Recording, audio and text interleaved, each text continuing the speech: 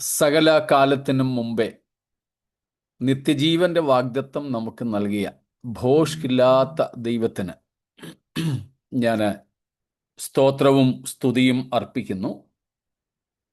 അനുഗ്രഹീതമായ ഈ സമയം നമുക്കൊരുമിച്ച് കർത്താവിൻ്റെ തിരുസന്നിധിയിലേക്ക് അടുത്തു വരേണ്ടതിനായി ദൈവം നൽകി തന്നല്ലോ. അവിടുത്തെ ദയാവായ്പകൾക്കായി സ്തോത്രം. പിന്നെയും ദൈവത്തിൻ്റെ കൃപയാൽ നമ്മെ നിറച്ച് ദൈവത്തിൻ്റെ വചനം ഉള്ളതുപോലെ മനസ്സിലാക്കുക കൃപ നൽകുമാറാകട്ടെ. പരിശുദ്ധാത്മാവ് നമുക്ക് തുണ നിൽക്കുന്നു. ദൈവത്തിൻ്റെ വചനം പരിശുദ്ധാത്മാവിലാണല്ലോ എഴുതപ്പെട്ടത്. അതേ ആത്മാവ് നമുക്കതിൻ്റെ പൊരുൾ തിരിച്ച് തരേണ്ടതിനും ആത്മാവിൽ തന്നെ അത് നമുക്ക് ഗ്രഹിപ്പാനിടയാകേണ്ടതിനും നമ്മെ തന്നെ വീണ്ടും ഏൽപ്പിക്കുകയും കർത്താവിനോട് പ്രാർത്ഥിക്കുകയും ചെയ്യാം. കർത്താവിൻ്റെ ദാസന്മാർ തുടക്ക സമയത്തെ സംസാരത്തിൽ പറഞ്ഞതുപോലെ 6-ാം അധ്യായത്തിലും 10-ാം അധ്യായത്തിലുമൊക്കെ നമ്മൾ പഠിക്കേണ്ട പല കാര്യങ്ങളും ഇപ്പോൾ തന്നെ പഠിക്കുന്നത് കൊണ്ട് ഈ ഭാഗം അല്പം നീണ്ടുപോകുന്നുണ്ടെങ്കിലും ആ സമയം കൂടെ നമുക്ക് അവിടെ ലാഭിക്കാനായിട്ട് സാധിക്കും. അപ്പോൾ നമ്മൾ കഴിഞ്ഞ ദിവസങ്ങളായിട്ട് ചിന്തിച്ചു കൊണ്ടിരിക്കുന്നത് ക്രൈസ്തവ ലോകത്ത്, പ്രത്യേകിച്ച് വേറുപെട്ട സഭകളിൽ വളരെയധികം സംശയങ്ങൾ ഉള്ളതും ചർച്ചകൾ നടക്കുന്നതും വാദപ്രതിവാദങ്ങൾ നടക്കുന്നതുമായ ഒരു വിഷയമാണ്. ഒരു ക്രിസ്ത്യാനിക്ക്, ഒരു ക്രിസ്തു വിശ്വാസിക്ക് പിന്മാറാൻ സാധിക്കുമോ? അവൻ പിന്മാറിയാൽ അതവൻ്റെ രക്ഷയെ ബാധിക്കുമോ? രക്ഷ നഷ്ടപ്പെടുമോ എന്ന ആ ചോദ്യം സിദ്ധാന്തപരമായിട്ട് തെറ്റാണ്. രക്ഷ നഷ്ടപ്പെടില്ല, കാരണം അത് നിത്യരക്ഷയാണ്. അതുകൊണ്ട് ആ ചോദ്യത്തിന് അകത്ത് ഒരു കുരുക്കുണ്ട്. അതുകൊണ്ട് നമ്മൾ അങ്ങെടുത്ത് പറയുകയാണ്, രക്ഷ നഷ്ടപ്പെടുമോ എന്ന് ചോദിച്ചാൽ നഷ്ടപ്പെടുന്ന രക്ഷയല്ല യേശുക്രിസ്തു ക്രൂശിലൂടെ നമുക്ക് വേണ്ടി നേടിയത്. അതിനെയാണ് നമ്മൾ നിത്യരക്ഷയെന്നും നിത്യജീവനെന്നും ഒക്കെ വിളിക്കുന്നത്. എന്നാൽ ഒരു ദൈവഭക്തൻ പിന്മാറിപ്പോയാൽ അവൻ രക്ഷയിൽ നിന്ന് വീണു പോകാമോ? അതിന് സാധ്യതയുണ്ട് എന്നാണ് നാം തിരുവെഴുത്തിൽ നിന്നും കണ്ടത്. ഇന്നലെ നമ്മൾ നോക്കി, പിന്മാറ്റക്കാരനായ ഒരു വ്യക്തിക്ക് മടങ്ങി വരാൻ സാധ്യതയുണ്ടോ? ഉണ്ട്, മടങ്ങി വരാം. പിന്മാറ്റത്തെ നമ്മൾ 2 നിലകളിലാണ് പ്രധാനമായിട്ടും കണ്ടത്. 2 നിലകളിലോ 3 നിലകളിലോ പിന്മാറ്റത്തെ നമുക്ക് കാണാം. 3 നിലകളിലെ സത്യത്തിൽ നമ്മൾ കണ്ടത്. ഒന്നാമത്തേത്, ദൈവത്തോടുള്ള നമ്മുടെ താല്പര്യം, ആത്മീയ വിഷയങ്ങളിലെ നമ്മുടെ എരിവ്, ദൈവത്തിൽ സന്തോഷിക്കുന്നത് ഒക്കെ തണുത്ത്, മനസ്സ് മടുത്ത് ക്ഷീണം അനുഭവിക്കുന്നവരായി. ക്രിസ്തു നമ്മുടെ ആദ്യ സ്നേഹം അല്ലാതെയായിത്തീരുന്ന ഒരു പാസീവ് ബാക്ക് സ്ലൈഡിങ് എന്ന് വേണമെങ്കിൽ അതിനെ വിളിക്കാം. നിഷ്ക്രിയമായിട്ടുള്ള ഒരവസ്ഥ. അപ്പോഴും സഭയിലും ചിലപ്പോൾ ആത്മീയ ശുശ്രൂഷകളിലുമൊക്കെ ആള് സജീവമാകാം. ഈ പിന്മാറ്റാവസ്ഥ ആർക്കും അറിയാം അല്ലെങ്കിൽ അറിയണമെന്നില്ല. അവിടെയാണ് ഇതിൻ്റെ തുടക്കം. ചിലപ്പോൾ അവരവർ പോലും അറിയണമെന്നില്ല. കാരണം ചെയ്തു വന്ന ആ ഒരു പേസിൽ അങ്ങനെ അവരങ്ങ് ജീവിച്ചു പോകും. ആക്ടിവിറ്റീസിനൊന്നും കുറവ് കാണത്തില്ല, ചെയ്യുന്ന കാര്യങ്ങൾക്കൊന്നും കുറവ് ഉണ്ടാവില്ല. അതുകൊണ്ട് അവരും വിചാരിക്കും കുഴപ്പമില്ല. അതിനെ പൊത്തുവരുത്ത ജീവിതമെന്നും നാമധേയ ജീവിതമെന്നും ഒക്കെ നമുക്ക് വേണമെങ്കിൽ വിളിക്കാം. അത് ഒന്നാമത്തെ പിന്മാറ്റാവസ്ഥയാണ്. രണ്ടാമത്തെ പിന്മാറ്റാവസ്ഥ എന്ന് പറയുന്നത് കർത്താവിനോടുള്ള സ്നേഹവും ആത്മീയ വിഷയങ്ങളിലെ താല്പര്യവും ഒക്കെ കുറഞ്ഞെന്ന് മാത്രമല്ല, കൂട്ടായ്മയിൽ നിന്ന് പതുക്കെ പതുക്കെ അകലാൻ തുടങ്ങും. ഒന്നുകിൽ അവര് പാപങ്ങളിൽ വീഴാൻ തുടങ്ങും, പാപങ്ങളിൽ ആസ്വദിക്കാൻ തുടങ്ങും. ചിലപ്പോൾ ചിലര് അങ്ങനെയുള്ള പ്രത്യേക പാപപ്രവൃത്തികളിലേക്ക് പോകില്ലെങ്കിലും കർത്താവിൽ നിന്നും ദൈവമക്കളിൽ നിന്നും കൂട്ടായ്മയിൽ നിന്നും അകലും. അങ്ങനെയുള്ള അവസ്ഥയുണ്ട്. ചിലര് കൂട്ടായ്മകളിലൊക്കെ നോമിനലായിട്ട് നാമധേയമായി വന്നുകൊണ്ടിരിക്കുമ്പോൾ തന്നെ മറുഭാഗത്ത് രഹസ്യ ജീവിതത്തിൽ പാപങ്ങൾ ആസ്വദിക്കുന്നവരായിരിക്കും. ഹൃദയം കൊണ്ട് പാപത്തിൽ രസിക്കുന്നവരുണ്ട്. പുറമെ ഒന്നുമില്ല, പരസ്യമായിട്ടൊന്നുമില്ല. ഇവിടെ മുംബൈയിലുള്ള എൻ്റെ ഒരു സ്നേഹിതൻ പാസ്റ്റർ ഒരിക്കൽ എന്നെ വളരെ രാത്രി വൈകി വേവലാതിയോടെ വിളിച്ചു. എന്നെ ഒരു ജ്യേഷ്ഠനെ പോലെ കാണുന്ന ഒരു കർത്താവിൻ്റെ ദാസനാണ്. അദ്ദേഹത്തിൻ്റെ ആ വേവലാതിയിൽ എനിക്ക് ഒരു വേവലാതി തോന്നി. എന്തു പറ്റി? അപ്പോൾ പറഞ്ഞു, അവരുടെ ചർച്ചിലെ ഒരു ആജീവനാന്ത സെക്രട്ടറി ആയിരുന്നു അദ്ദേഹം. വേറെ ആരും സെക്രട്ടറി ആകാറില്ല, അദ്ദേഹം തന്നെയാണ് എല്ലാ പ്രാവശ്യവും ആജീവനാന്ത സെക്രട്ടറിയാണ്. എല്ലാ കാര്യങ്ങൾക്കും അദ്ദേഹം മുൻപിലുണ്ട്. അവർ കൂടി നിൽക്കുന്ന സംഘടനയുടെ പൊതുവായ പരിപാടികൾക്കും പാട്ടിനും അങ്ങനെയുള്ള എല്ലാറ്റിനും ഇദ്ദേഹം മുമ്പിലാണ്. അങ്ങനെയുള്ള സെക്രട്ടറി രാത്രി 10-11 മണിയായപ്പോൾ അദ്ദേഹത്തിൻ്റെ ഭാര്യയെ പാസ്റ്ററെ വിളിച്ചിട്ട് പറഞ്ഞെന്ന്, പാസ്റ്റർ അത്യാവശ്യം ഇവിടം വരെ വരണം. ആ ഒരു സമയത്തൊരു സഹോദരി ഫോൺ വിളിച്ചപ്പോൾ ഇദ്ദേഹം ആകപ്പാട് പേടിച്ചു. ചോദിച്ചപ്പോൾ പറഞ്ഞു, നമ്മുടെ ചർച്ചിലെ വർഷിപ്പ് ലീഡറായിരിക്കുന്ന, പാസ്റ്ററുടെ ചർച്ചിലെ സെക്രട്ടറി ആയിരിക്കുന്ന എൻ്റെ ഭർത്താവ് ഇപ്പോൾ വന്നാൽ 4 കാലിൽ നിൽക്കുന്നത് കാണാം. മദ്യപനം. രാത്രി 10-10:30 കഴിഞ്ഞാൽ ആള് കുടിച്ച് പൂസാവും. ശനിയാഴ്ച രാത്രി ഉൾപ്പെടെ. ആർക്കും അറിയില്ല, ഭാര്യയ്ക്കും മക്കൾക്കും ഒഴികെ മറ്റാർക്കും അറിയില്ല. അവർ രഹസ്യമായി വെച്ച് ഇപ്പോൾ സഹിക്കവയ്യാതെ വന്നപ്പോൾ പാസ്റ്റർ വിളിച്ചു പറഞ്ഞു, എൻ്റെ അറിവിൽ അദ്ദേഹം ഇപ്പോൾ വിശ്വാസത്തിൽ ഇല്ല. അപ്പൊ ഇങ്ങനെയുള്ളവരുണ്ട്. പാപത്തിലേക്ക് വീഴുന്നവരും വീഴാത്തവരുമായി പിന്മാറ്റക്കാരുണ്ടെന്നാണ് നമ്മൾ ഈ പറഞ്ഞത്. അതാണ് രണ്ടാമത്തെ കൂട്ടർ. മൂന്നാമത്തെ കൂട്ടരാണ് തികഞ്ഞ വിശ്വാസത്യാഗികളായിട്ട് മാറുന്നവർ, അപ്പോസ്റ്റേറ്റ്സ് ആയിട്ട് മാറുന്നവർ. അവരെ കുറിച്ച് നമ്മൾ ഇന്നലെ കണ്ടു. ഇങ്ങനെ കുറഞ്ഞ പക്ഷം 3 തരത്തിലെ പിന്മാറ്റക്കാരെ നമുക്ക് കാണാം. അതിൽ ഒന്നാമത്തെയും രണ്ടാമത്തെയും കൂട്ടർക്ക് മടങ്ങി വരവ് സാധ്യമാണ്. എന്നാൽ മൂന്നാമത്തെ കൂട്ടരെ പറ്റിയാണ് എബ്രായർ 6-10 അധ്യായങ്ങളിൽ നമ്മൾ കാണുന്നത്.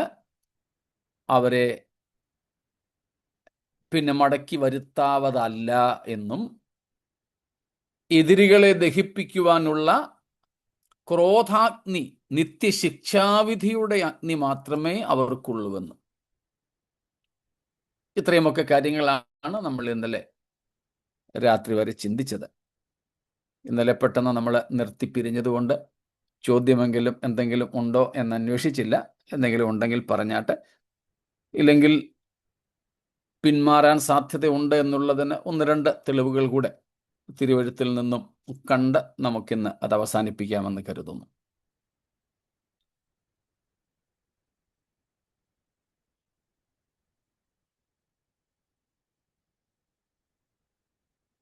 ശരി, ചോദ്യങ്ങൾ ഇല്ല എങ്കിൽ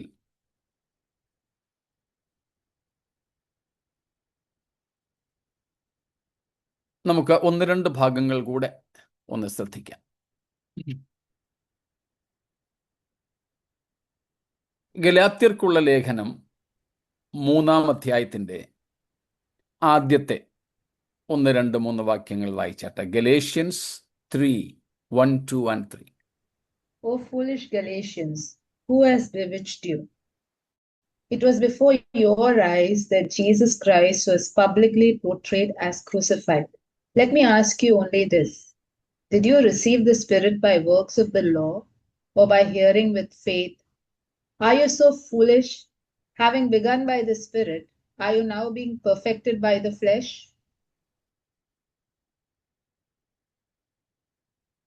സ്തോത്രം. 4 കൂടെ വായിച്ചാട്ടെ. 4, 5 കൂടെ വായിച്ചു. 4 and 5 also. Did you suffer so many things in vain, if indeed it was in vain? Does he who supplies the Spirit to you and works miracles among you do so by works of the law or by hearing with faith? ഈ ഭാഗത്തിൻ്റെ വ്യാഖ്യാനം ഞാൻ ചെയ്യാൻ ആഗ്രഹിക്കുന്നില്ല. എന്നാൽ ഇവിടുത്തെ ഉള്ളടക്കം മാത്രമേ നമ്മൾ എടുക്കുന്നുള്ളൂ. ഈ ഭാഗത്ത് നാം കാണുന്നത് ഗലാത്യ സഭയോട് അല്ലെങ്കിൽ ഗലാത്യ വിശ്വാസികളോട് പൗലോസ് ചോദിക്കുന്ന ചോദ്യമാണ്. ഗലാത്യ സഭകളോട്. ഒന്നിലധികം സഭകൾ അവിടെ ഉണ്ടായിരുന്നു ഗലാത്യയിൽ. അപ്പം ഗലാത്യ സഭകളോടായിട്ടാണ്, ഗലേഷ്യൻ ചർച്ചസിനോട് ചോദിക്കുക. ഒരു സഭയല്ല, ഒന്നിലധികം സഭകൾ ഉണ്ട് ഗലാത്യയിൽ. അവരോട് ചോദിക്കുന്ന ചോദ്യമാണിത്. ബുദ്ധിയില്ലാത്ത ഗലാത്യരെ, യേശുക്രിസ്തു ക്രൂശിക്കപ്പെട്ടവനായി നിങ്ങളുടെ കണ്ണിന് മുമ്പിൽ വരച്ച് കിട്ടിയിരിക്കെ നിങ്ങളെ ക്ഷുദ്രം ചെയ്ത് മയക്കിയത് ആര്? എന്താ സംഭവിച്ചത് ഗലാത്യ സഭകൾക്ക്? എബ്രായ സഭയ്ക്ക് സംഭവിച്ചതുപോലെ തന്നെയാണ് ഗലാത്യ സഭയ്ക്കും സംഭവിച്ചത്. അതുകൊണ്ടാണ് നമ്മൾ എബ്രായ ലേഖനത്തിൻ്റെ ആമുഖത്തിൽ ചിന്തിച്ചത് ഗലാത്യ സഭകളും എബ്രായ സഭയും ഏതാണ്ട് ഒരേ പ്രശ്നത്തെ അഭിമുഖീകരിച്ച സഭകളാണ്. അതുകൊണ്ട് ഈ രണ്ട് ലേഖനങ്ങളിലും, ഗലാത്യ ലേഖനത്തിൽ പൗലോസും എബ്രായ ലേഖനത്തിൽ അതിൻ്റെ എഴുത്തുകാരനും ഏതാണ്ട് ഒരേ വിഷയത്തെ പ്രതിപാദിക്കുന്നു. ഒന്നിലധികം വിഷയങ്ങളുണ്ട്, എന്നാൽ പ്രധാനമായും പ്രതിപാദിക്കുന്നത് നമുക്ക് ഓർമ്മ കാണുമായിരിക്കും. Sufficiency and efficiency of Christ and the cross for human salvation. Sufficiency and efficiency of the cross. മാനവജാതിയെ രക്ഷിക്കുന്നതിന് യേശുക്രിസ്തുവിൻ്റെ പര്യാപ്തത. സ്തോത്രം. യേശുക്രിസ്തുവിൻ്റെ എഫിഷ്യൻസി, പര്യാപ്തത.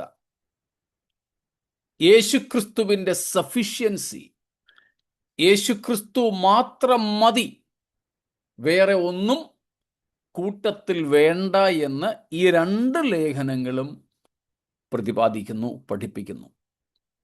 കാരണം എന്താ? നമ്മളിപ്പോൾ ഇവിടെ വായിച്ചു, ഗലാത്യർ 3:1-5 വരെ. ക്രൂശിക്കപ്പെട്ടവനായ ക്രിസ്തുവിൽ നിന്ന് ഗലാത്യ സഭകളും അതുപോലെ എബ്രായ സഭയും അഥവാ എബ്രായ വിശ്വാസികളും ഡ്രിഫ്റ്റ് എവേ, അവർ അകലാൻ തുടങ്ങി, മാറാൻ തുടങ്ങി. മൊത്തമായി യേശുവിനെ ഉപേക്ഷിച്ചോ എന്ന് ചോദിച്ചാൽ ഇല്ലെന്ന് വേണമെങ്കിൽ പറയാം. പക്ഷേ അവർ ക്രിസ്തുവിൽ നിന്ന് അകന്നു പോയി തുടങ്ങി.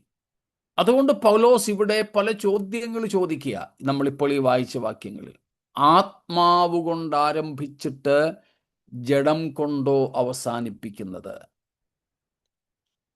നമ്മൾ ആദ്യത്തെ ദിവസം ഈ വിഷയങ്ങളുടെ പഠനത്തിലെ ആദ്യ ദിവസം കണ്ടു, ഒരു യഥാർത്ഥ ക്രിസ്ത്യാനിക്ക് പിന്മാറ്റാൻ കഴിയില്ല, അല്ലെങ്കിൽ അവൻ രക്ഷയിൽ നിന്ന് വീണു പോകുന്നില്ല.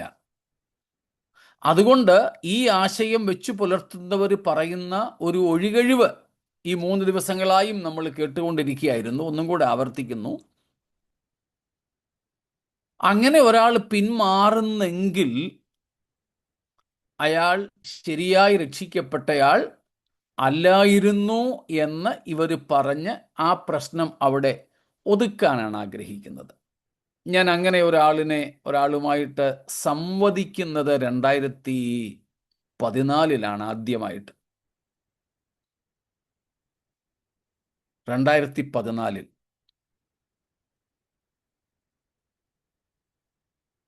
ഒരു യങ് ക്രിസ്ത്യൻ പെന്റിക്കോസ്റ്റൽ ഫാമിലി, അമേരിക്കയിൽ സ്ഥിരതാമസമാക്കിയിരിക്കുന്ന ഒരു കുടുംബം.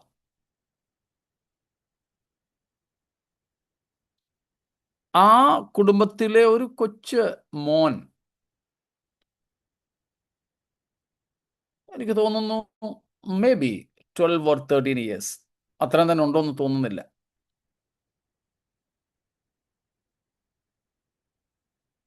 ഞാനൊരു യൂത്ത്സിന് വേണ്ടി, കുഞ്ഞുങ്ങൾക്കും സൺഡേ സ്കൂൾ ആൻഡ് യൂത്ത്സിന് വേണ്ടിയിട്ട്, സൺഡേ സ്കൂൾ കുഞ്ഞുങ്ങൾക്കും യുവാക്കൾക്കും വേണ്ടി ഒരു ക്ലാസ് എടുക്കുമ്പോഴാണ് ഈ കൊച്ചു മോൻ ഈ വിധത്തിലെ ചോദ്യങ്ങൾ ചോദിച്ചത്.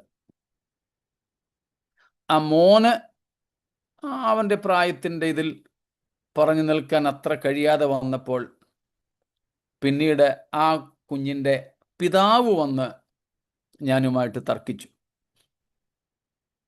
അന്നാ ഞാൻ ഇങ്ങനത്തെ ഒരു ആശയത്തെ ആദ്യമായിട്ട് പെന്തക്കോസ്ത് സഭയിൽ അഭിമുഖീകരിക്കുന്നത്.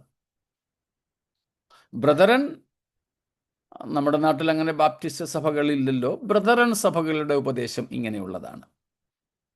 അതിൽ പലപ്പോഴും സംവാദങ്ങളൊക്കെ നടന്നിട്ടുണ്ട്. എന്നാൽ ഈ തെളിവുകളൊക്കെ കൊടുത്തപ്പോൾ ഏറ്റവും ഒടുവിൽ ഇവര് രക്ഷപ്പെടാനായിട്ട് പറയുന്ന ഒരു ആർഗ്യുമെന്റ് എന്ന് പറയുന്നതാണിത്.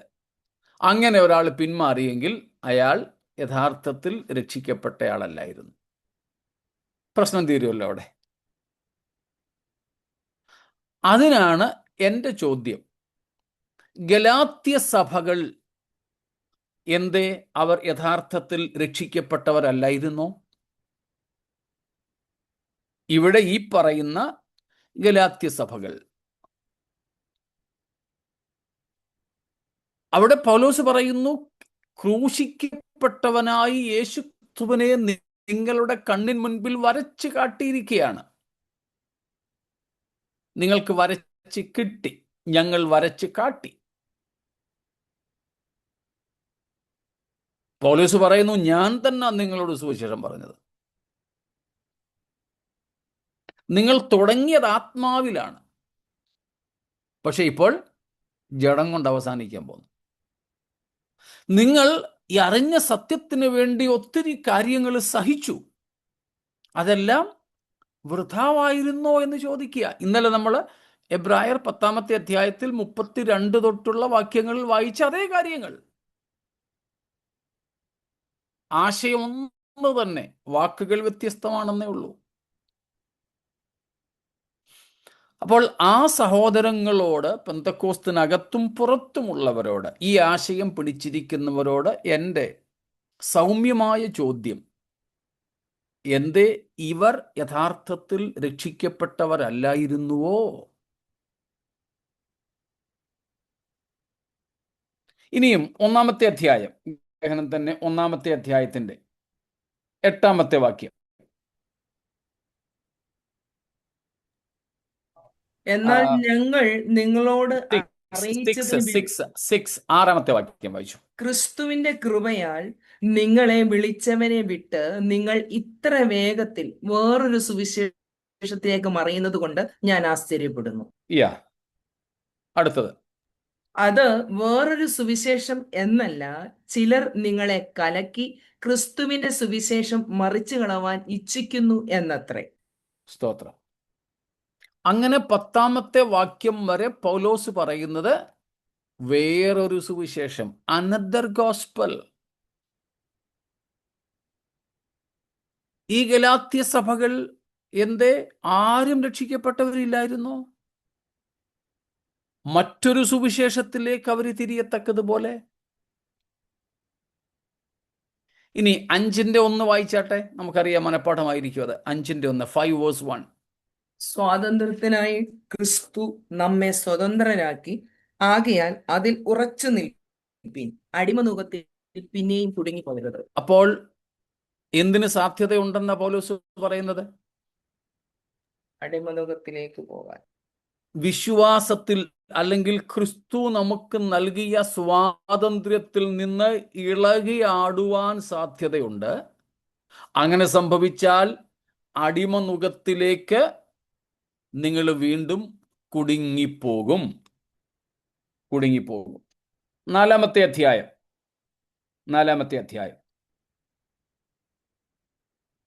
അതിൻ്റെ 9-ാം വാക്യത്തിന്റെ അവസാനം തൊട്ട, എന്നാൽ നമുക്ക് 8 തൊട്ടങ്ങ് വായിക്കാം. എന്നാൽ അന്ന് നിങ്ങൾ ദൈവത്തെ അറിയാതെ സ്വഭാവത്താൽ ദൈവങ്ങളല്ലാത്തവർക്ക് അടിമപ്പെട്ടിരുന്നു. ഇപ്പോഴോ ദൈവത്തെ അറിഞ്ഞും വിശേഷാൽ ദൈവം നിങ്ങളെ അറിഞ്ഞുമിരിക്കെ നിങ്ങൾ പിന്നെയും ബലഹീനവും ദരിദ്രവുമായ ആദിപാഠങ്ങളിലേക്ക് തിരിഞ്ഞ് അവയ്ക്ക് പുതുതായി അടിമപ്പെടുവാൻ ഇച്ഛിക്കുന്നത് എങ്ങനെ? സ്തോത്രം. അടുത്ത വാക്യം കൂടെ 11 വരെ വായിച്ചു. നിങ്ങൾ ദിവസങ്ങളും മാസങ്ങളും കാലങ്ങളും ആണ്ടുകളും പ്രമാണിക്കുന്നു. ഞാൻ നിങ്ങൾക്ക് വേണ്ടി അധ്വാനിച്ചത് വെറുതെയായി എന്ന് ഞാൻ ഭയപ്പെടുന്നു. 2 കൊരിന്ത്യർ 11-ന്റെ 2-ാം വാക്യത്തിൽ പൗലോസിന്റെ ഭയം നമ്മൾ കണ്ടു. അതേപോലെ തന്നെ ഇവിടെയും പൗലോസ് ഗലാത്യ സഭകളെക്കുറിച്ച് ഭയപ്പെടുന്നു. എന്തിനാ ഭയപ്പെടുന്നത്? ദശാംശം തരത്തില്ലയോ എന്ന ഭയമല്ല, ജോലി നഷ്ടപ്പെടുമോ എന്ന ഭയമല്ല. സ്തോത്രം. അവർ വിട്ടുകളഞ്ഞ, അവർ സ്വാതന്ത്ര്യം പ്രാപിച്ച പഴയ അടിമനുഖത്തിലേക്ക് പുതുതായി വീണ്ടും അടിമപ്പെടുമോ? അവരുടെ സ്വാതന്ത്ര്യത്തിനായി സുവിശേഷത്താൽ പൗലോസിന്റെ അധ്വാനം വൃഥാവായി തീരുമോ? ഇതാണ് പൗലോസിന്റെ ഭയം. അപ്പോൾ ഗലാത്യ ലേഖനത്തിൽ നിന്നും, നമ്മൾ 1-ാം അധ്യായത്തിൽ നിന്നും 3-ാം അധ്യായത്തിൽ നിന്നും 4-ാം അധ്യായത്തിൽ നിന്നും 5-ൽ നിന്നും ഒക്കെ വായിച്ചു കേട്ട ഈ വാക്യങ്ങളുടെ അടിസ്ഥാനത്തിൽ ഏതു തരത്തിലുമുള്ള ഒരു പിന്മാറ്റം ഒരു ക്രിസ്ത്യാനിക്ക് സംഭവ്യമല്ലേ? ആണ് എന്ന് തന്നെയാണ് പറയുന്നത്. ഒരു ആശയമോ ഒരു ഇസമോ പിടിച്ചുകൊള്ളാൻ വേണ്ടി യാഥാർത്ഥ്യത്തെ കണ്ണടച്ച് ഇരുട്ടാക്കരുത്. ഹൂ അവർ ഇറ്റ് ബി, എത്ര വൈദഗ്ധ്യമുള്ള പ്രഭാഷകനോ അധ്യാപകനോ സഭാ നേതാവോ ഒക്കെ ആയിക്കൊള്ളട്ടെ, ഈ ദിവസങ്ങളിലൊക്കെ നമ്മൾ പറഞ്ഞു വന്ന കാര്യം ആവർത്തിച്ചു പറയുന്നതിൽ ക്ഷമിച്ചാലും, ബൈബിളിൻ്റെ പൊതുവായ പഠിപ്പീരിനെ നമുക്ക് തുറന്നു വച്ച് പഠിക്കണം. ഏതെങ്കിലും ഒരു ആശയത്തെ മാത്രം പിടിച്ച് ഒരു എക്സ്ട്രീമിലേക്ക് മാത്രം, ഒരു വശത്തേക്ക് മാത്രം ചരിഞ്ഞ് നമ്മൾ പോകരുത്.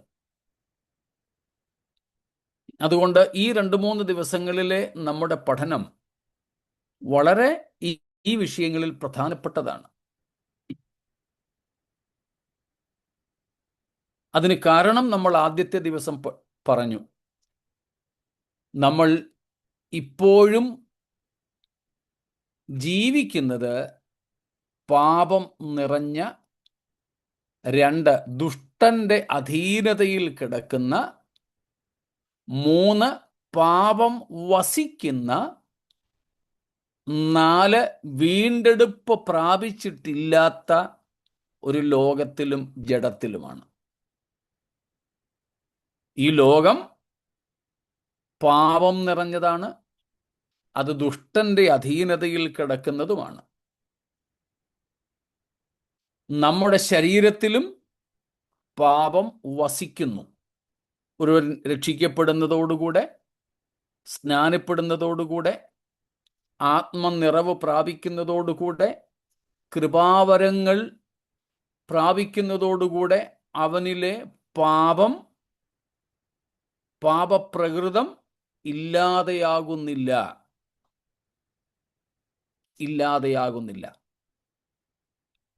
അത് അവനിൽ വസിക്കുന്നു.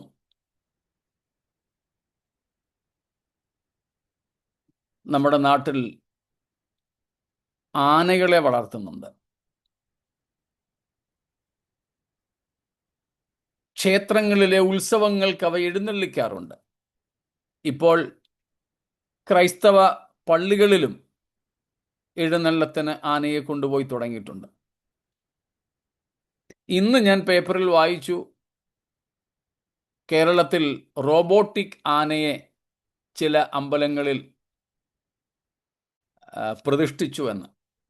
റോബോട്ടിക്ക ഇനി മതം പ്രശ്നം ഉണ്ടാക്കത്തില്ല. ഇന്നത്തെ പേപ്പറിലുണ്ട്, ഓൺലൈനിൽ ഞാൻ വായിച്ചതാണ്. 2 ക്ഷേത്രങ്ങളിൽ അങ്ങനെയുള്ളതിനെ നടക്കിരുത്തി.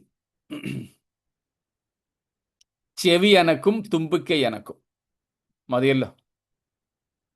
അപ്പം ഒരു ഒറിജിനലിൻ്റെ രൂപവും ഭാവവും ഒക്കെ ഉണ്ട്. അപ്പം പ്രശ്നമില്ല.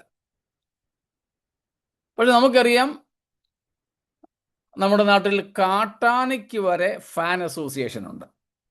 കാട്ടാനകൾക്ക് വരെ ഫാൻ അസോസിയേഷൻ ഉണ്ട്. അരിക്കൊമ്പന് വേണ്ടിയും ചക്കക്കൊമ്പന് വേണ്ടിയും ഒക്കെ എന്തുമാത്രം ആൾക്കാരാണ് ഉള്ളത്. പാവം ആനയ്ക്കല്ലോ അറിയാം. അപ്പൊ ഈ വന്യ മൃഗങ്ങളെക്കുറിച്ചൊക്കെ പഠിക്കുന്നവര് പറയുന്ന ഒരു കാര്യമുണ്ട്. Elephant is not a domestic animal. We cannot domesticate it. We can just suppress it for a while, but it is wild in its nature and from within. ആനയെ നമുക്കൊരു വളർത്തുമൃഗമായി, നാട്ടുമൃഗമായി കാണാൻ പറ്റില്ലെന്ന വിദഗ്ധന്മാർ പറയുന്നത്. അത് വന്യമൃഗമാണ്. അതിനകത്തെ വന്യത ഒരിക്കലും ഇല്ലാതെയാകുന്നില്ല. അവസരം കിട്ടുമ്പോൾ അതിനകത്തെ കാട്ടാനയുടെ പ്രകൃതം അത് പുറത്തെടുക്കും. 2-3 ആഴ്ചയ്ക്ക് മുമ്പായിരുന്നല്ലോ ഒരു ആന പാർക്കിൽ, എലിഫന്റ് പാർക്കിൽ കുളിപ്പിക്കാൻ കൊണ്ടുപോയ ആന അതിൻ്റെ 1-ാം പാപ്പാനെ തുമ്പിക്കൈ കൊണ്ട് പിടിച്ച് വെള്ളത്തിൽ മുക്കി വെച്ച് കൊന്നത് കേരളത്തിൽ. ഇതുപോലെ നാം എത്രയൊക്കെ കൃപാവരങ്ങൾ ഉപയോഗിക്കുന്നവരായാലും, എത്ര ഉപവസിക്കുന്നവരും പ്രാർത്ഥിക്കുന്നവരുമായാലും, നമ്മിലെ പാപപ്രകൃതം ഇല്ലാതെയാകുന്നില്ല. എന്നാൽ നമുക്ക് എന്ത് ചെയ്യാൻ പറ്റും? എന്താണ് ചെയ്യേണ്ടതും?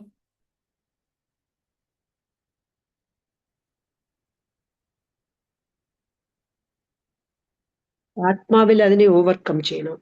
അതെ, ഗലാത്യ ലേഖനം തന്നെ 5-ാമത്തെ അധ്യായം അതിൻ്റെ 16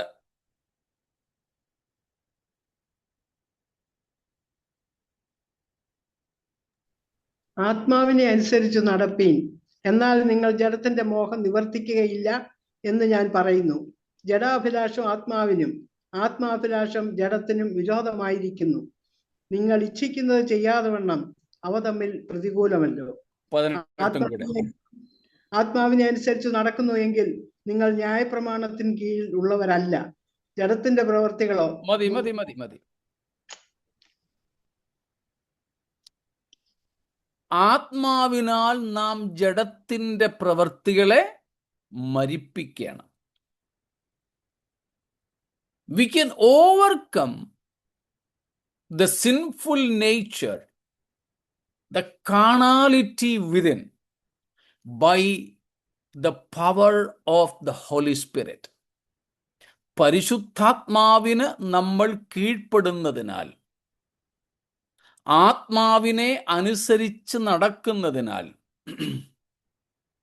എന്ത് സാധ്യമാണ്? നമുക്ക്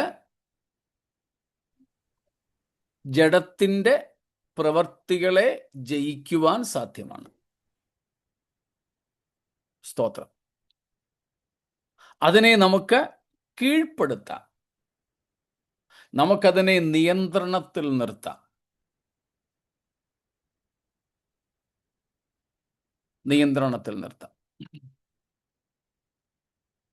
ഇനി ഇങ്ങനെ പിന്മാറുന്നു എങ്കിൽ അപ്പോൾ പിന്മാറ്റം സാധ്യമാണ് എന്ന് നമ്മൾ ഈ ഭാഗങ്ങളിൽ നിന്നും കാണുന്നു.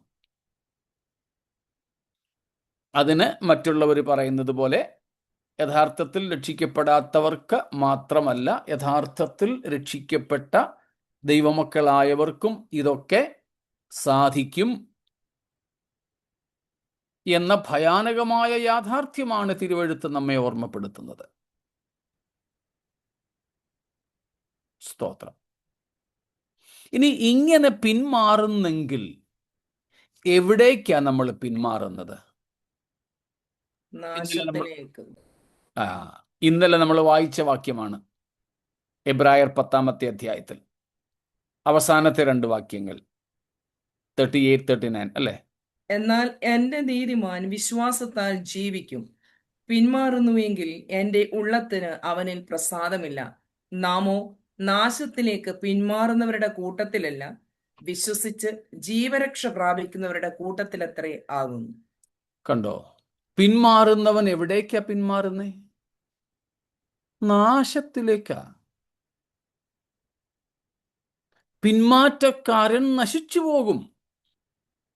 നാശം എന്നതിൻ്റെ അർത്ഥം നമ്മൾ പഠിച്ചിട്ടുണ്ട്. It is the state of being lost. നഷ്ടപ്പെട്ടു പോയ അവസ്ഥയ്ക്ക് പറയുന്ന പേരാണ് നാശം. The state of being lost, and also the place where these lost people go for eternity.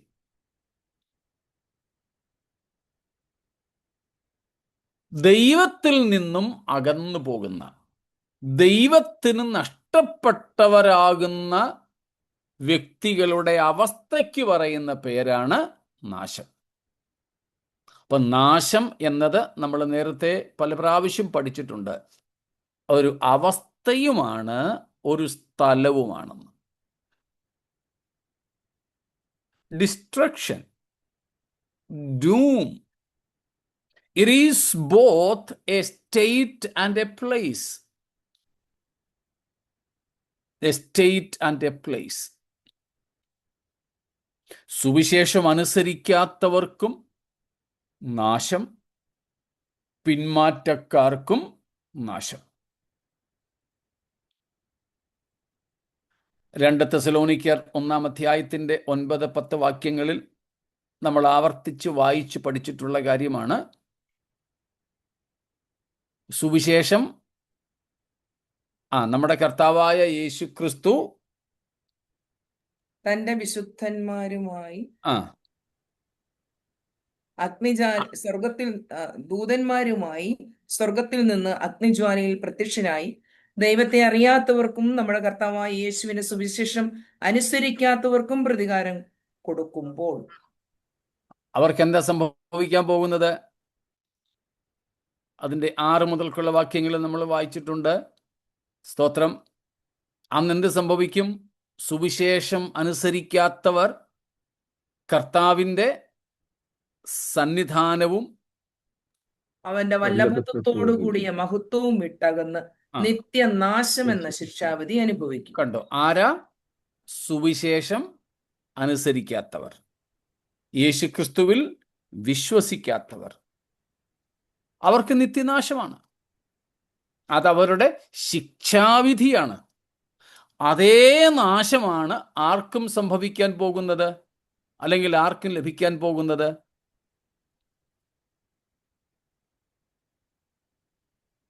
പിന്മാറ്റക്കാർ. പിന്മാറ്റക്കാർക്ക്. അപ്പോൾ അങ്ങനെയാണെങ്കിൽ പിന്മാറിപ്പോകുന്ന ഒരു ക്രിസ്ത്യാനിക്ക് രക്ഷ, അല്ലെങ്കിൽ രക്ഷിക്കപ്പെട്ട അവസ്ഥയിൽ നിന്നും നഷ്ടപ്പെടുവാൻ ഇടയുണ്ടോ? മാറിപ്പോകുവാൻ ഇടയുണ്ടോ? ഉണ്ട് എന്നാണ് നാം വായിക്കുന്നത്. സ്തോത്രം. നഷ്ടപ്പെട്ടു പോകും. അപ്പോൾ ഒരു പിന്മാറ്റക്കാരൻ, അവൻ ദൈവം അനുവദിക്കുന്ന സമയത്തിനകം, within the stipulated time of grace and mercy, if a backslider doesn't restore with God, he will eternally be lost. ദൈവം ഒരു പിന്മാറ്റക്കാരന് മടങ്ങി വരുവാൻ അനുവദിക്കുന്ന കൃപാകാലയളവിൽ മടങ്ങി വരുന്നില്ല എങ്കിൽ അവൻ നിത്യമായി നഷ്ടപ്പെട്ടവനാകും, അഥവാ നശിച്ചു പോകും. സ്തോത്രം. അങ്ങനെ പിന്മാറിപ്പോകുന്ന ദൈവമക്കളായിരുന്നവരെ, രക്ഷിക്കപ്പെട്ടവരെ, അവരൊരിക്കലും രക്ഷിക്കപ്പെട്ടവരേ അല്ലായിരുന്നു എന്ന് പറഞ്ഞ് നമുക്ക് ഈ യാഥാർത്ഥ്യത്തെ മറയ്ക്കുവാൻ സാധ്യമല്ല.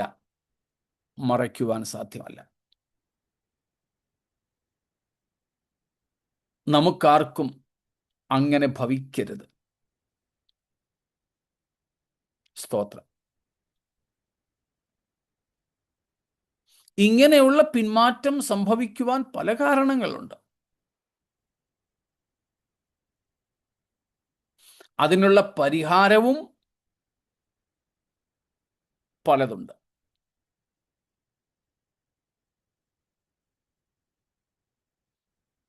മനസ്സിലാവുന്നുണ്ടല്ലോ? ഇത്രയും കാര്യങ്ങൾ വ്യക്തമാണോ? എന്തെങ്കിലും ചോദ്യങ്ങളുണ്ടോ?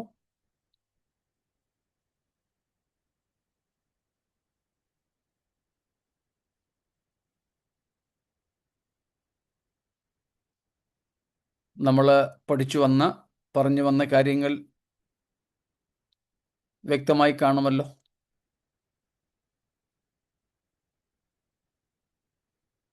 സ്തോത്രം.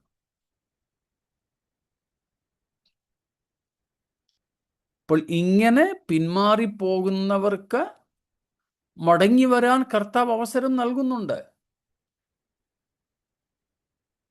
കർത്താവ് അവസരം തരുന്നുണ്ട്. ആരും നശിച്ചു പോകരുതെന്നാണ് കർത്താവിൻ്റെ ആഗ്രഹം. എല്ലാവർക്കും മാനസാന്തരത്തിന് അവസരം ഉണ്ടാകണമെന്നും കർത്താവ് ആഗ്രഹിക്കുന്നു. ആവർത്തിക്കട്ടെ, ദൈവത്തിൻ്റെ ആഗ്രഹം ആരും നശിച്ചു പോകരുത്, എല്ലാവരും നിത്യജീവൻ പ്രാപിക്കണം, എല്ലാവർക്കും മാനസാന്തരത്തിന് അവസരം ഉണ്ടാകണം. യോഹന്നാൻ 3:16 നമുക്കറിയാം. ആരും നശിച്ചു പോകരുത്, എല്ലാവരും നിത്യജീവൻ പ്രാപിക്കണം എന്ന് ദൈവം ആഗ്രഹിച്ചാണ് തൻ്റെ ഏകജാതനായ പുത്രനെ നമുക്കായി തന്നത്. 2 പത്രോസ് 3:9 ആരും നശിച്ചു പോകാതെ, എടുത്തെങ്കിൽ വായിച്ചു. ചിലർ 2 Peter 3:9, 2 പത്രോസ് 3:9. ചിലർ The Lord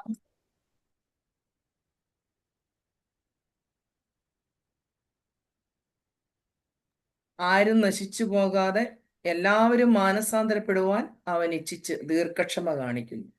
കണ്ടോ, 2 പ്രയോഗങ്ങൾ. ആരും നശിച്ചു പോകാതെ, എല്ലാവരും മാനസാന്തരപ്പെടുവാൻ ഇച്ഛിച്ച്.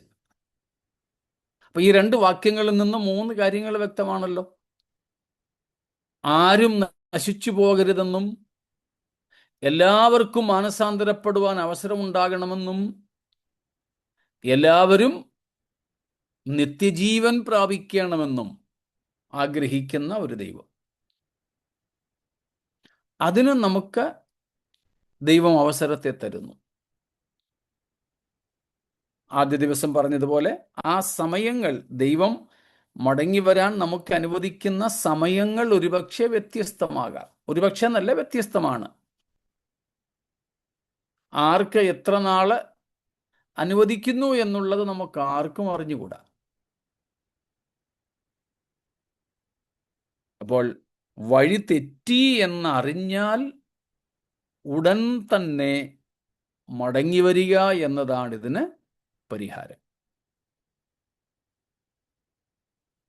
ആദ്യ സ്നേഹം ക്രിസ്തു തന്നെയായിരിക്കണം. നമ്മുടെ ഉള്ളം രസിക്കുന്നത് ദൈവത്തിൽ മാത്രമായിരിക്കണം.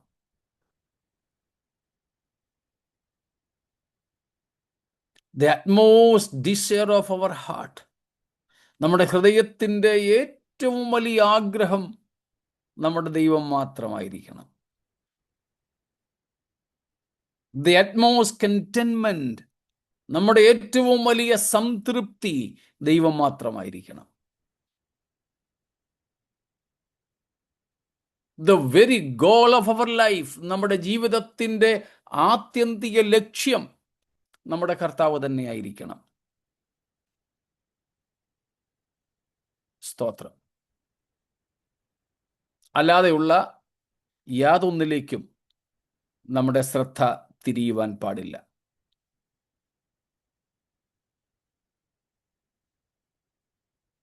Pastor, അപ്പോൾ progressing of backsliding can lead to apostasy. Of course. അങ്ങനെ വരുമ്പോൾ ഒരു അപ്പോസ്റ്റേറ്റിന് എന്തായാലും ഈ ഒരു ചാൻസ് ഇല്ല. That's for sure. Chance To come ഇല്ല back. എന്നതിനേക്കാൾ അവൻ മടങ്ങി വരാൻ ഒക്കത്തില്ല. ആ കൊടുത്ത അവസരങ്ങളെല്ലാം നഷ്ടപ്പെടുത്തിയിട്ടാണ് അവൻ പോകുന്നത്. നമ്മൾ ചിലപ്പോൾ പറയാറുള്ളത് പോലെ പോയിന്റ് ഓഫ് നോ റിട്ടേൺ. മടങ്ങി വരാൻ ഒക്കാത്തത്ര ദൂരത്തിൽ ആൾ പോയി.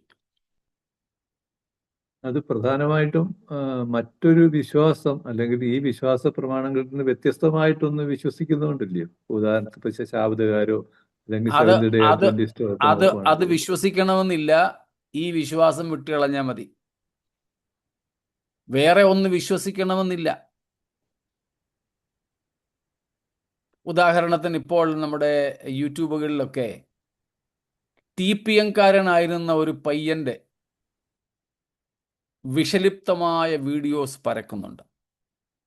ഐ ഹാപ്പൻ ടു സീ, ഞാൻ മൊത്തം കേട്ടൊന്നുമില്ല, അല്പം മാത്രം കേട്ടതേ ഉള്ളൂ. TPM-കാരനായിരുന്നു. എനിക്കത് മുഴുവനും കേൾക്കാനുള്ള ത്രാണി തോന്നിയില്ലാത്തത് കൊണ്ട് കേട്ടില്ല എന്നേ ഉള്ളൂ. അതിനെതിരെ പ്രതികരിച്ച് പലരുമുണ്ട്. അവർക്കെതിരെയും ഈ പയ്യൻ വളരെ നിശിതമായ വിമർശനങ്ങൾ ഇട്ട ക്യാപ്ഷൻസ് കണ്ടു, ഞാൻ കേട്ടില്ല. അവൻ വേറെ ഒരു ദുരുപദേശത്തിലേക്കും പോയിട്ടില്ല. വേറെ ഒന്നും അവൻ വിശ്വസിക്കുന്നില്ല. ദൈവം ഇല്ലെന്നൊരു നിലപാടിലേക്ക് എത്തിയിരിക്കുക. അതാ ഞാൻ പറഞ്ഞത്, വേറെ ഒരു തെറ്റായ ഉപദേശം അവൻ, ഈ അപ്പോസ്റ്റേറ്റ്, ഈ വിശ്വാസപാതകി കൈക്കൊള്ളണമെന്നില്ല. ഒരുപക്ഷെ അവൻ യേശു ഉണ്ടെന്നൊക്കെ പോലും പറഞ്ഞാലും ഈ സത്യവിശ്വാസത്തിൽ നിന്ന് പിന്മാറിയ മാത്രം മതി വിശ്വാസത്യാഗത്തിന്. എല്ലാവരും മറ്റൊരു ഉപദേശം കൈക്കൊള്ളണമെന്നില്ല, മറ്റൊരു വിശ്വാസം ഏറ്റുപറയണമെന്നില്ല. അതുമാകാം, അല്ലാതെയും ആകാമെന്ന് മാത്രം. Slipping away from the truth, സത്യത്തിൽ നിന്ന് മാറുക എന്ന് മാത്രമേ ഉള്ളൂ അതിൻ്റെ സംഗതി. അത് നമുക്ക് ഇമ്മീഡിയറ്റ്ലി എങ്ങനെ പെട്ടെന്ന് മനസ്സിലാക്കാൻ പറ്റുമോ പാസ്റ്ററെ? അങ്ങനെ ഒരാൾ വീണു പോയി എന്നോ? ഞാൻ തന്നെ ഇപ്പം പോയി എന്നുള്ളത് പെട്ടെന്ന് മനസ്സിലാക്കാൻ പറ്റും? പെട്ടെന്ന് മനസ്സിലാക്കാൻ പ്രയാസമാണ്. പ്രയാസം എന്നല്ല, നമ്മളതത്ര ഗവനിക്കത്തില്ലെന്നുള്ളതാ സത്യം. മനസ്സിലാക്കാം, പക്ഷെ നമ്മളത് ഗവനിക്കാറില്ല. ഞാൻ കറക്റ്റ് ആണെന്ന് പറഞ്ഞ് ഇങ്ങനെ അങ്ങ് പോയിക്കൊണ്ടിരിക്കും. അതെ, ഈ ചെറുതായിട്ടാകുമ്പം അത്ര കണ്ട് നമ്മൾ തന്നെ അവരവർ തന്നെ മനസ്സിലാക്കത്തില്ല. പറഞ്ഞു കേട്ടിട്ടുണ്ട്, മനസാക്ഷി തഴപ്പിക്കുന്നൊക്കെ പറയുന്നത്. അതെ അതെ, പറഞ്ഞു കേട്ടിട്ടുണ്ട്. ഒരു ഫ്രോഗ് തവളയെ പിടിച്ച് തിളച്ച വെള്ളത്തിലേക്ക് ഇട്ടാൽ അത് ചാടി രക്ഷപ്പെടുമെന്ന്.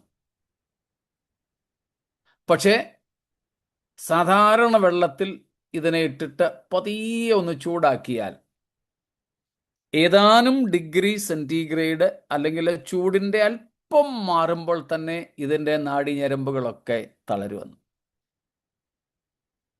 ശാസ്ത്രീയമാണോ എന്നൊന്നും എനിക്കറിയില്ല, ഞാൻ കേട്ടിട്ടുള്ളൊരു കാര്യമാണ്.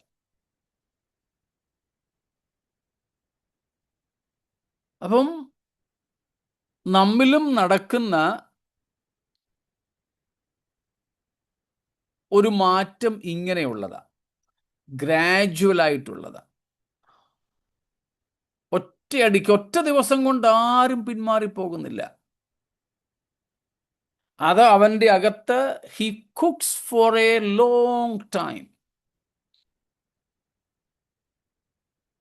പലതരത്തിലെ സംശയങ്ങൾ, പലതരത്തിലെ കയ്പുകൾ, പലതരത്തിലെ മുറിവുകൾ എല്ലാം കൂടെ ഇങ്ങനെ കുമിഞ്ഞു കൂടിയാണ് ഒരു ദിവസം അങ്ങനത്തെ ഒരു ഡിമോൺസ്ട്രേറ്റീവായി നമുക്ക് കാണാൻ കഴിയുന്ന രീതിയിലേക്ക് കാര്യങ്ങൾ മാറുന്നത്.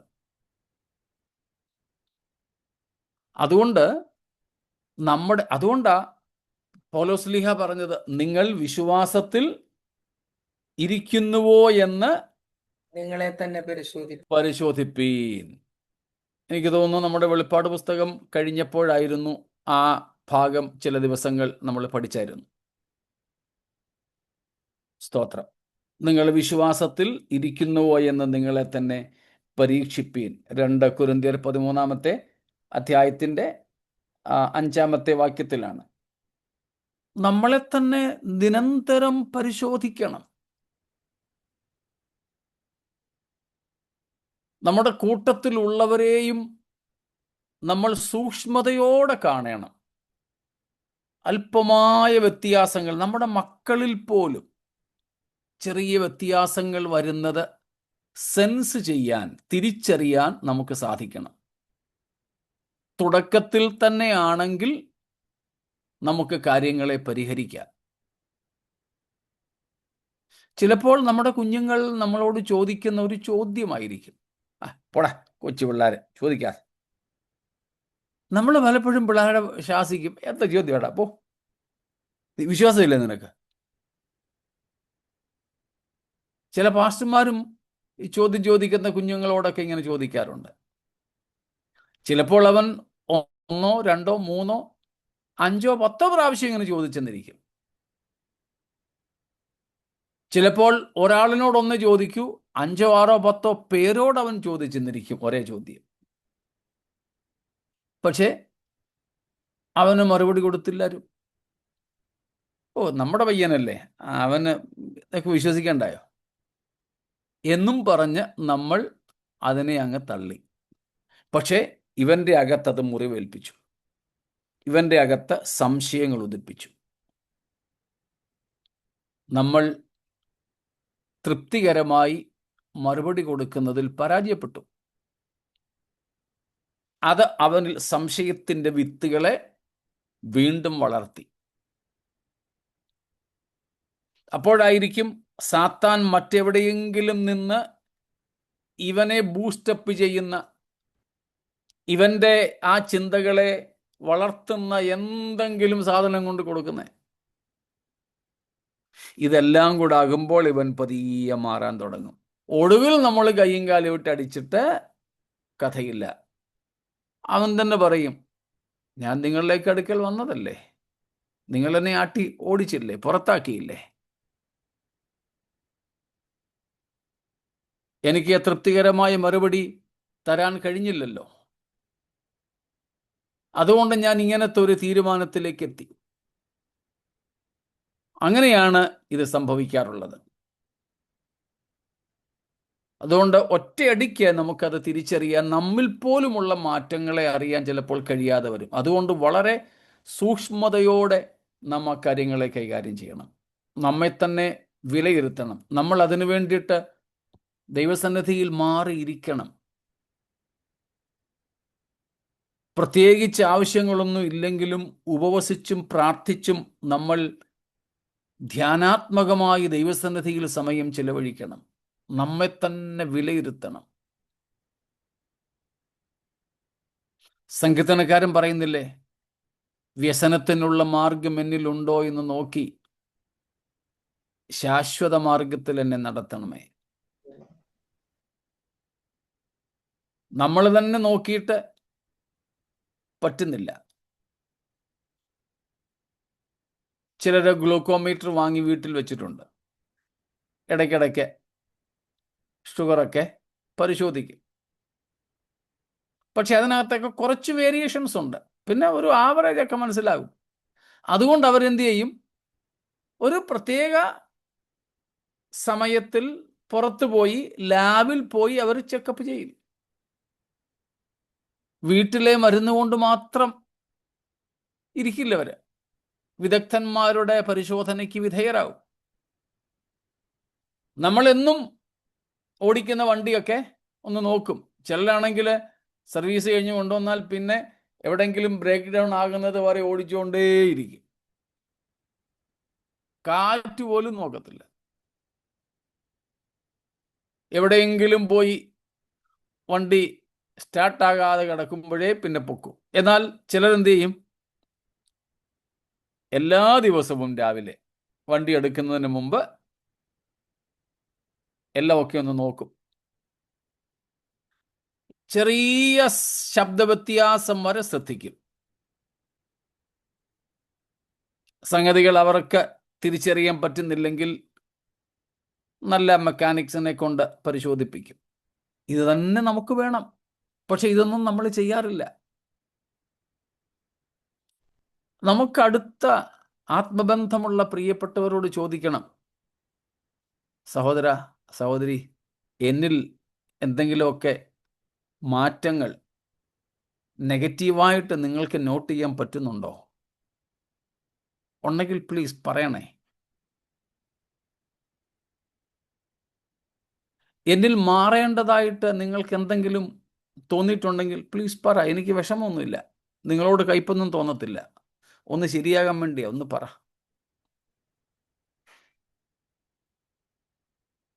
അങ്ങനെ നല്ല ആത്മബന്ധമുള്ളവർ നമുക്കുണ്ടാകണം. നമുക്കറിയാൻ പറ്റും. നമ്മുടെ മക്കൾ ഉൾപ്പെടെയുള്ള മറ്റുള്ളവരെ നമ്മൾ പരിശോധിക്കണം. ചെറിയ ചെറിയ മാറ്റങ്ങൾ അവരിൽ കാണാൻ പറ്റും. നമ്മൾ വളരെ സൂക്ഷ്മതയോടെ അവരെ ശോധന ചെയ്യണം. നെഗറ്റീവായിട്ടല്ല, കൺസ്ട്രക്റ്റീവായി, ക്രിയാത്മകമായി.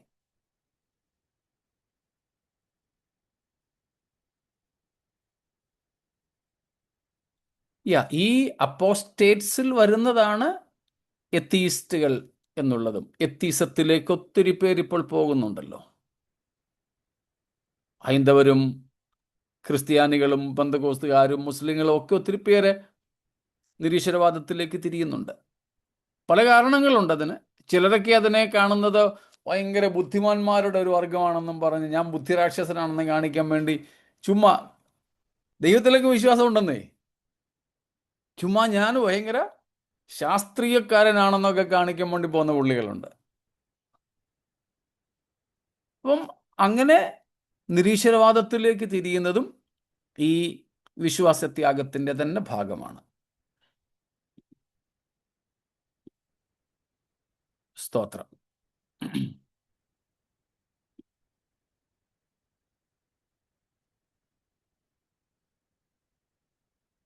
Does that pastor or parent liable for their spiritual murder? Of course, they cannot escape.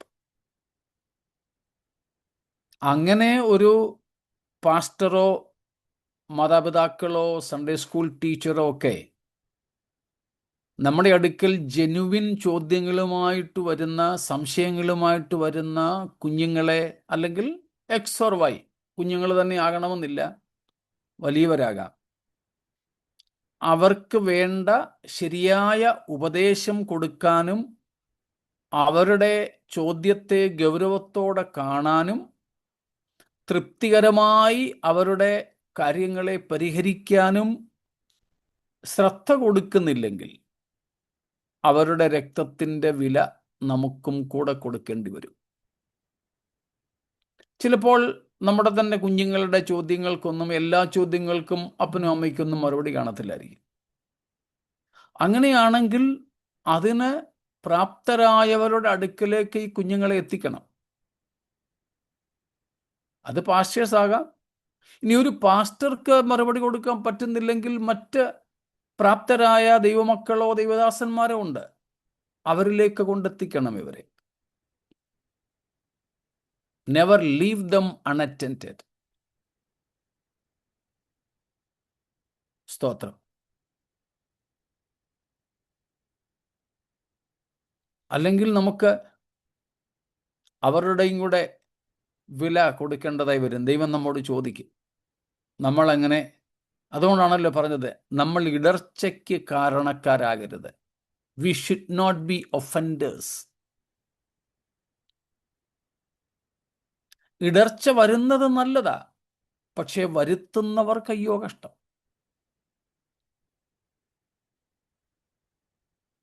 അതുകൊണ്ട് നമ്മുടെ കുടുംബത്തിനകത്തും വീട്ടിനകത്തും സഭയിലുമൊക്കെ വെറുതെ ഇക്കിളിക്കൂട്ടുന്ന പ്രസംഗങ്ങൾ മാത്രം നടത്തി ഇങ്ങനെ അങ്ങ് പോകരുത്. പ്രത്യേകിച്ച് ഇപ്പോഴത്തെ നമ്മുടെ തലമുറ, യങ് ജനറേഷൻ, നമ്മളെക്കാൾ ഒത്തിരി മുൻപിലാണ് അറിവിൻ്റെ വിഷയത്തിൽ. അവർ സ്കൂളിൽ പഠിക്കുന്നത് പോലും ആൻറ്റി ബിബ്ലിക്കലായിട്ടുള്ള ഉപദേശങ്ങളാണ്. ഉദാഹരണത്തിന് എല്ലാം ഇവല്യൂഷൻ, പരിണാമ സിദ്ധാന്തമാണ് സ്കൂളിൽ പഠിപ്പിക്കുന്നത്. പക്ഷേ അത്രയുമെങ്കിലും ആഴത്തിൽ നമ്മൾ സൃഷ്ടിയുടെ ഉപദേശം പഠിപ്പിക്കുന്നുണ്ടോ നമ്മുടെ തലമുറകളെ? ഇല്ലെന്നുള്ളതല്ലേ സത്യം.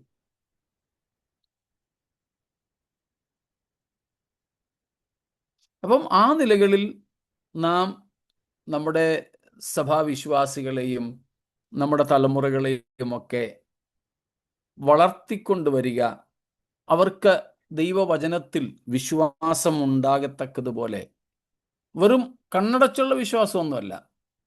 നമ്മുടെ വിശ്വാസം എന്ന് പറയുന്നത് അവർ faith is teachable and learnable faith, provable faith, not a blind faith.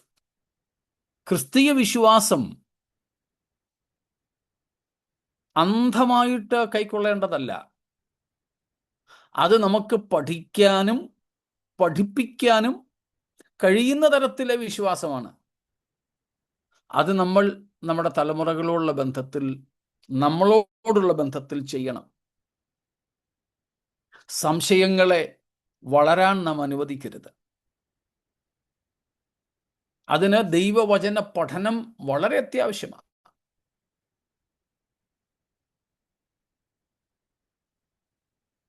സ്തോത്രം. മറ്റെന്തെങ്കിലും നമുക്ക് ഇന്നോടുകൂടെ ഈ ഭാഗം നിർത്താമെന്നാണ് കരുതുന്നത്. ഞാൻ പക്ഷെ ഒരു ബ്രദറൻ കുടുംബത്തിൽ ജനിച്ചു വളർന്നതാ.